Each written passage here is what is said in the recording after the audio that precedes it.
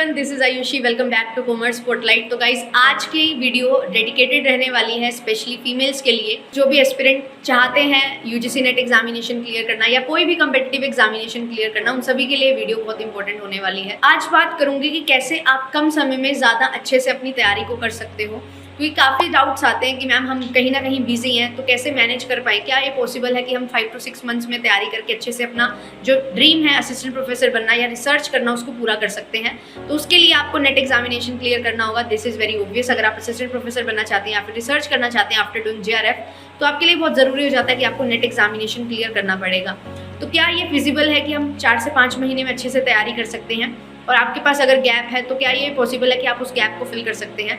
तो ये बिल्कुल पॉसिबल है। 4 से 5 महीने इनफ है अगर आप यूजीसी नेट एग्जामिनेशन की तैयारी कर रहे हो और अच्छे से लग के तैयारी कर रहे हो, कॉन्टिन्यूसली कंसिस्टेंसी के साथ आप तैयारी करते हैं। काफ़ी लोगों को मैंने देखा है, जब मैं पढ़ रही थी, जब मैं तैयारी कर रही थी, तो मेरे साथ काफ़ी ऐसे एस्पिरेंट्स थे जो जॉब कर रहे थे या होम मेकर थे।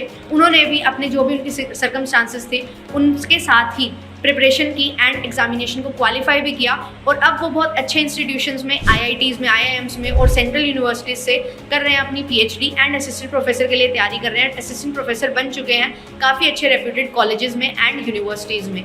तो क्या ये हमारे लिए भी पॉसिबल नहीं है? तो बिल्कुल पॉसिबल है। आपको एक टाइम मैनेजमेंट करना पड़ेगा, अपनी प्रोडक्टिविटी इंक्रीज करनी पड़ेगी। कम समय में कैसे आप ज़्यादा चीज़ें कवर कर सकते हैं, फोकस को इंक्रीज करिए, टाइम को डिवाइड करिए एंड अपना जो भी आपका डेली शेड्यूल है उसमें से 5 to 6 आवर्स आपको निकालने होंगे for preparation of UGC net examination. और अगर आप कहीं गाइडेंस में पढ़ रहे हो जहाँ पे आपको हर चीज़ें अच्छे से मिल जाती हैं, क्लियरली आपको प्रेजेंट की जाती है कि आपको ये चीज़ें करनी है, सिलेबस आपको अच्छी तरीके से मिल रहा है, PYQs आपको प्रॉपर्ली मिल रहे हैं, आपके पास नोट्स वगैरह हैं, तो वो चीज़ें आपको बहुत ज़्यादा हेल्प करती हैं कम समय में कैसे आप इफेक्टिवली चीज़ों को कवर कर सकते हो।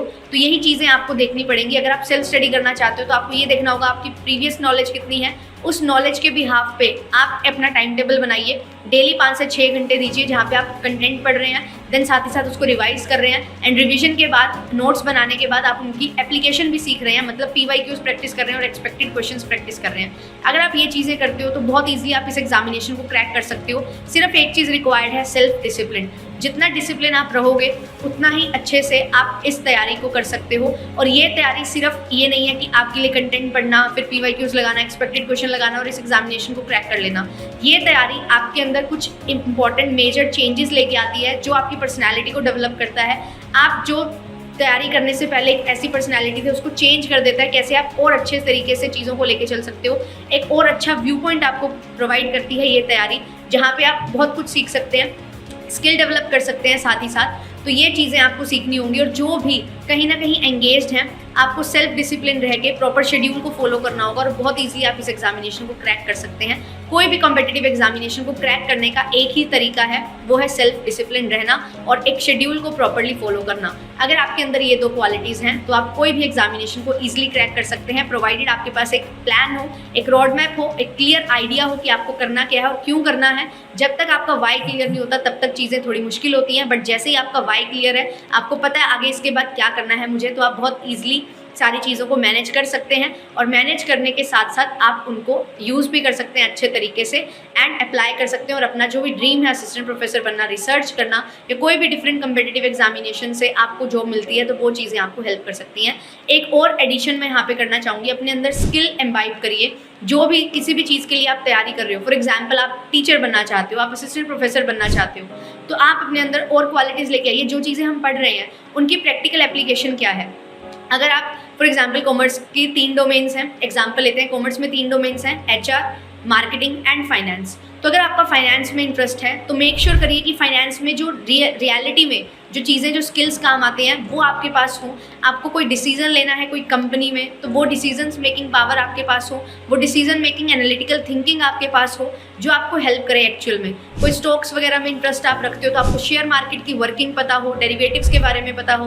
अकाउंटिंग में अगर आप इंटरेस्ट रखते हैं तो आपको एक्विजिशन, मर्जर, ये सारी चीज़ें पता होनी चाहिए, किस तरीके से एक्विजिशन होता है, किस तरीके से मर्जर होता है, किस तरीके से बिजनेस में वर्किंग होती है, वो चीज़ें आपको पता हो। इनकम टैक्स में अगर आपका इंटरेस्ट है तो टैक्सेशन से रिलेटेड आपके पास सारी इन्फॉर्मेशन होनी चाहिए, जो चीज़ें आपको हेल्प करती हैं ना केवल सिर्फ एक असिस्टेंट प्रोफेसर बनने में, बट साइड बाय साइड अगर आपके इंटरेस्ट और भी हैं तो और चीज़ें भी आप एक्सप्लोर कर सकते हो। और जितना ज़्यादा आप एक्सप्लोर करोगे उतना ही अच्छा आपका एकेडमिक स्कोर भी रहता है और उतना ही अच्छा आप एकेडमिकली ग्रो करते हो, क्योंकि जो चीज़ें हम पढ़ रहे हैं वो चीज़ें तो सही है, बट आप क्या और अच्छा कंट्रीब्यूट कर सकते हो अपनी कम्युनिटी को, अपनी सोसाइटी को, तो वो चीज़ें भी मैटर करती हैं। जब आप असिस्टेंट प्रोफेसर बनेंगे तो आप आगे बच्चों को क्या सिखा सकते हैं, क्या वैल्यू एडिशन कर सकते हैं उनकी लाइफ में, वो चीज़ें ज़्यादा हेल्पफुल रहती हैं, वो चीज़ें ज़्यादा आपको खुश रखेंगी, हेल्प करेंगी टू ग्रो बेटर। और अच्छे तरीके से हम सिर्फ एक कंटेंट को ही ना पढ़ते हुए अपने अंदर भी ग्रोथ लेके आए, डेवलपमेंट हो, जिससे हम और अच्छे तरीके से चीज़ों को पढ़ें, समझें एंड आगे कंट्रीब्यूट करें।